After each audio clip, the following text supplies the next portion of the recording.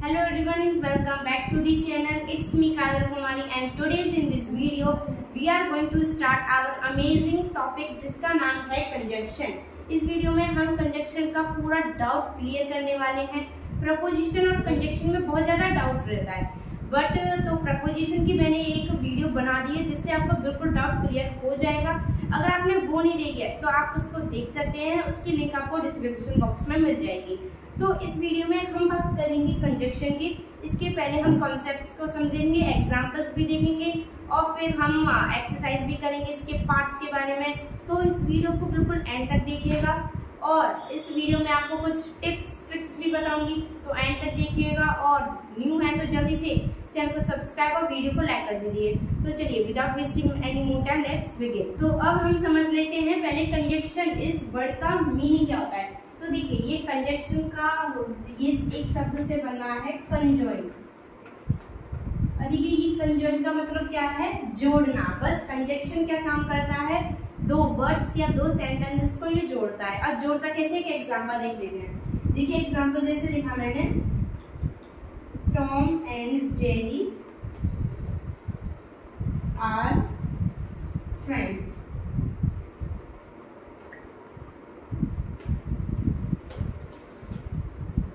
देखिए Tom and Jerry friends हैं। अब देखिए यहाँ पर हमने क्या बोला, पहले अगर मैंने बोला टॉम, फिर इसके बाद बोला मैंने जेरी आर गुड फ्रेंड्स, तो इसका कोई सेंस नहीं निकल रहा था क्योंकि मैंने दो अलग अलग ऐसे वर्ड्स बोले। पर मैंने यहाँ पर एक ऐसा शब्द मतलब लगाया जिससे क्या है, ये दोनों जो वर्ड्स थे वो जुड़ गए। अब इसका कोई सेंस निकल रहा है कि Tom and Jerry are good friends, मतलब वो अच्छे दोस्त हैं। तो इससे क्या हुआ, सेंस बन रहा है। एक और एग्जाम्पल देख लेते हैं हम, जैसे कि जैसे आई लाइक हिम,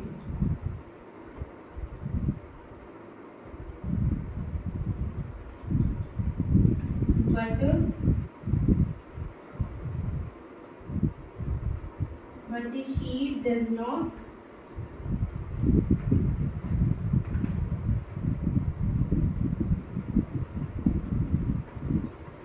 देखिए यहाँ पर मैंने लिखा कि आई लाइक हर, यहाँ पे आपको दिख नहीं रहा होगा, ये चौक थोड़ी लाइट चलती है।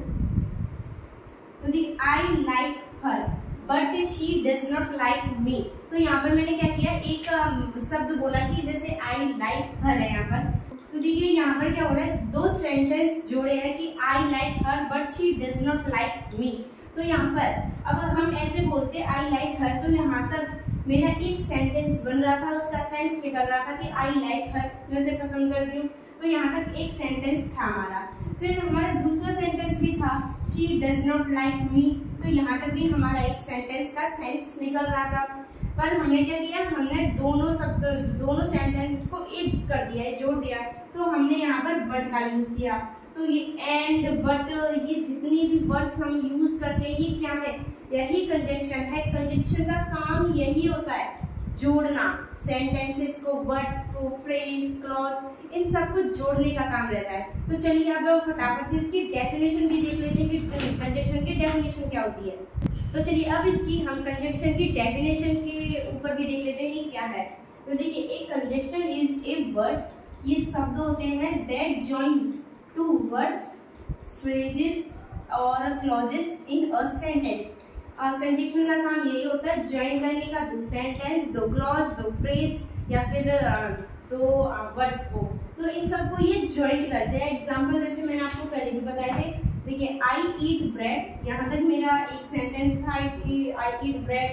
तो और यहाँ पर फिर हमने एंड लगाया, फिर हमने कहा बटर फ्रॉम ब्रेकफास्ट, मतलब बटर जो ब्रेड और बटर हम यूज करते हैं फॉर ब्रेकफास्ट, यहाँ पर फॉर ब्रेकफास्ट। तो यहाँ पर हमारा क्या है, दो सेंटेंस को जोड़ने का काम किसने किया, एंड ने। देखिए आई विल गो शॉपिंग और आई विल गो कैंपिंग, तो यहाँ पर मेरे दो सेंटेंस थे, उनका भी जोड़ने का काम किसने किया, और।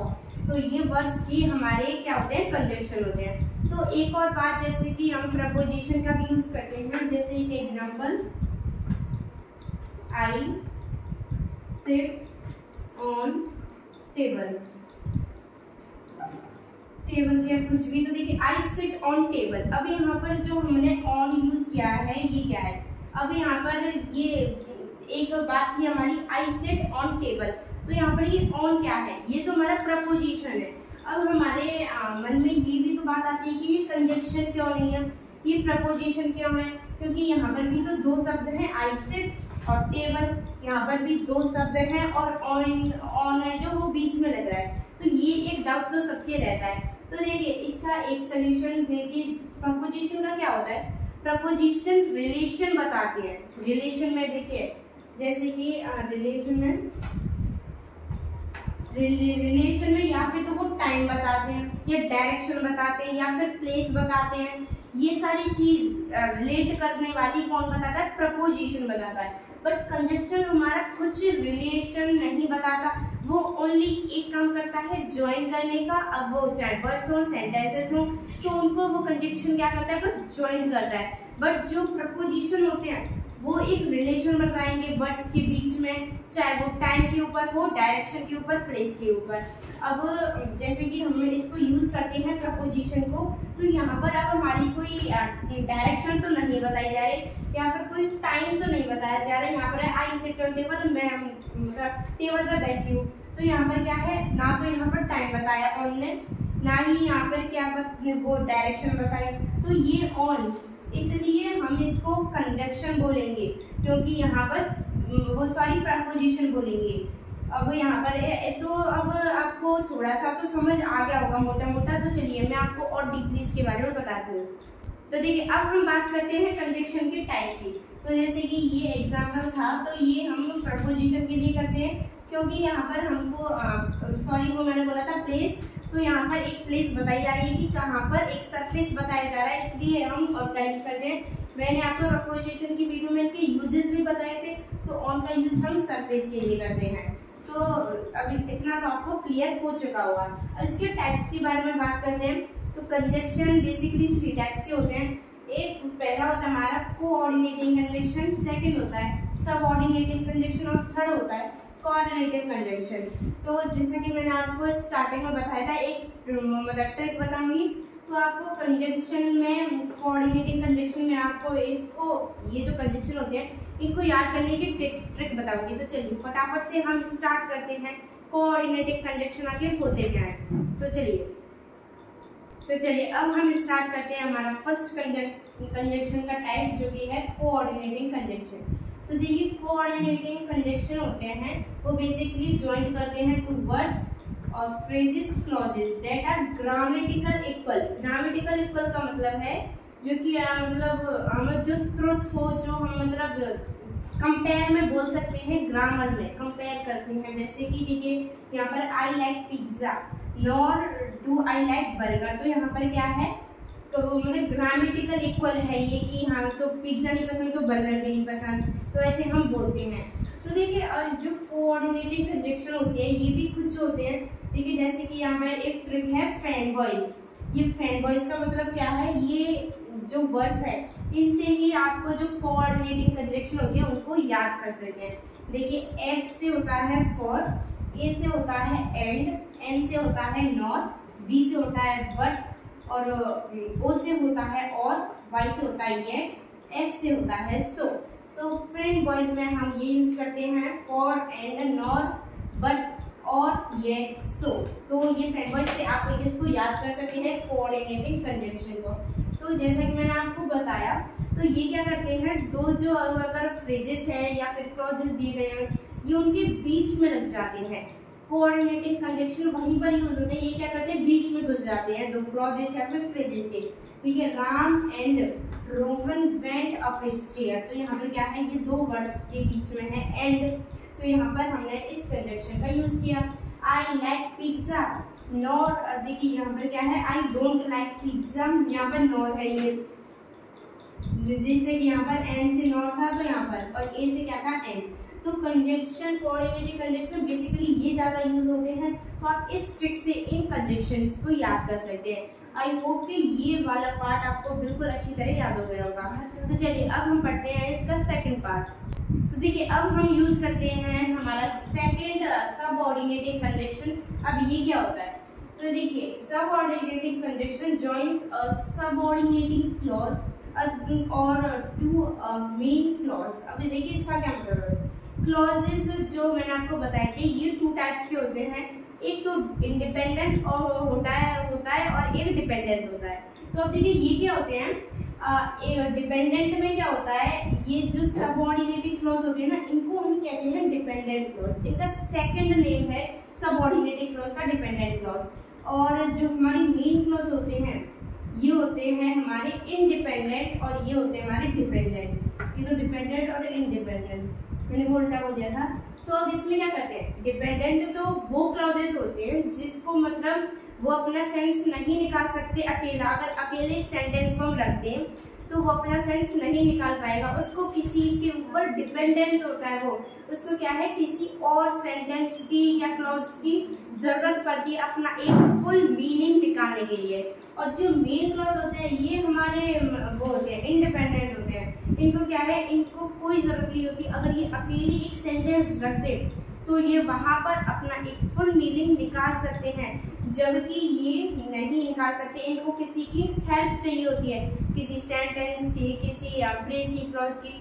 और इसको क्या होता है, इसको किसी की जरूरत नहीं होती, ये अकेले अपना काम कर लेते हैं।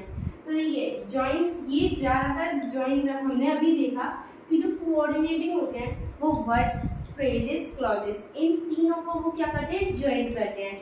बट जो सबऑर्डिनेटिंग क्लॉज होते हैं ये सिर्फ जो क्लॉजेस होते हैं ना उन्हीं को ज्वाइन करते हैं। तो आप ये बात ध्यान रखिएगा कि सबऑर्डिनेटिंग क्लॉज को, सबऑर्डिनेटिंग कंजक्शन क्लॉजेस को जोड़ते हैं। अब देखिए कुछ मैंने यहाँ लिखा जैसे after, as, before, because, before, by the time. तो देखिए कंजंक्शन कुछ ऐसे भी होते हैं जो एक वर्ड्स के होते हैं और कुछ ऐसे होते हैं जो एक से ज्यादा वर्ड्स के होते हैं। तो यहाँ पर ये एक वर्ड्स के हैं और देखिए यहाँ पर ये बाय द टाइम, यहाँ पर क्या है 3 वर्ड्स यूज किए हैं। तो जो वो होते हैं ये कंजक्शन होते हैं ये और भी ज्यादा हो सकते हैं एसेट्रा। और देखिए एक एग्जांपल जैसे कि आई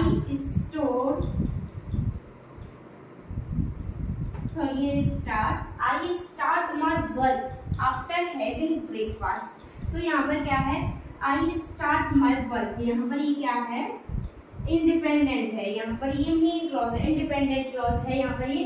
इसको हम ये अपना सेंस एक कंप्लीट निकलता है, आई स्टार्ट माय वर्क, मैंने अपना काम स्टार्ट किया। तो यहाँ पर एक पूरा मीनिंग बात निकल रही है। बट फिर यहाँ पर क्या है, हमने एक कंजक्शन यूज करा जिसका क्या है आफ्टर। अब हमने कंजक्शन के बाद हैविंग ब्रेकफास्ट, हैविंग ब्रेकफास्ट को जब हम लिखेंगे तो इसका कोई सेंस नहीं निकल रहा है। हैविंग ब्रेकफास्ट ना ही अकेले रह सकता है ना कोई सेंस निकल रहा है। तो यह क्या है, डिपेंडेंट है, इसको ये जो सेंटेंस है इसको क्या है, जरूरत है, इसलिए इनको बोलते हैं सबऑर्डिनेटिंग क्लॉज। और ये आफ्टर क्या है, आफ्टर कंजक्शन है जो कि हमने इस सेंटेंस में लगाकर इन दो वर्ड्स को, ये है जो क्लॉजेस, इनको हमने जोड़ा है। सबऑर्डिनेटिंग कंजक्शन आई होप आपको अच्छी तरह आ गए होंगे। तो चलिए बढ़ते हैं हम अपने लास्ट कॉन्सेप्ट की तरफ जिसका नाम है कोऑर्डिनेटिंग क्लॉज। सॉरी, हम बढ़ते हैं हमारे लास्ट सेगमेंट की तरफ जिसका नाम है कोरिलेटिव कंजक्शन। तो देखिए कोरिलेटिव कंजक्शन क्या है, देखिए दे वर्क टुगेदर, को and relate one sentence to another. ये क्या करते हैं, कोरिलेटिव, इनका नाम तभी पड़ा है क्योंकि ये करते हैं रिलेट करते हैं। मतलब ये जो कंजक्शन होते हैं ये एक से दूसरे सेंटेंस को क्या करते हैं, रिलेट करते हैं। और रिलेट कैसे करते हैं, ये कंजक्शन जैसे बोथ एंड एंड। अब ये कैसे यूज होते हैं, बोथ पहले एक सेंटेंस बनेगा उसके बाद, तो देखिए ये क्या करते हैं, बोथ एक वो लगेगा वर्ड कंजक्शन, फिर उसके बीच में कुछ ऐसे ही देखिए आइदर और, नाइदर, नॉर, ऐसे ही एज, ये तो ऐसे वर्ड्स होते हैं जिनके बीच में क्या करते हैं, कोरिलेट करते हैं, दो सेंटेंसेस को रिलेट करते हैं। और देखिए जैसे कि आइदर यू और आई मस्ट गो। अब यहाँ पर देखिए आइदर यूज हुआ है, फिर उसके बीच में एक वर्ड है यहाँ पर, फिर और आई मस्ट गो। तो यहाँ पर क्या है, ये कोरिलेटिव है सेंटेंसेस, तो हम इन वर्ड्स का यूज करते हैं। और आप बस ये बात ध्यान रखिएगा कि जो कोरिलेटिव कंजक्शन होते हैं ये क्या करते हैं, पेयर्स में चलते हैं। ये जो कंजक्शन होते हैं वो पेयर्स में चलते हैं, both and, either or, neither nor. यहाँ पर क्या है, पेयर बन रही है। देखिए we both love and honour him, तो यहाँ पर भी अब जैसे ये पेयर के जो है कंजक्शन वो यूज करेंगे यहाँ पर बोथ और एंड। तो आई होप आपको सारे कंजक्शन और उसके टाइप्स अच्छी तरह समझ आ गए होंगे। अगर अब भी कोई डाउट रह गया है तो आप मेरे को कमेंट सेक्शन में पूछ सकते हैं। तो आज के लिए बस इतना ही। अगर न्यू है तो हमारे चैनल को जल्दी से सब्सक्राइब और वीडियो को लाइक कर दीजिए and please share this video with your friends if you want. तो मिलते हैं नेक्स्ट वीडियो में, तब तक के लिए बाय बाय, टेक केयर।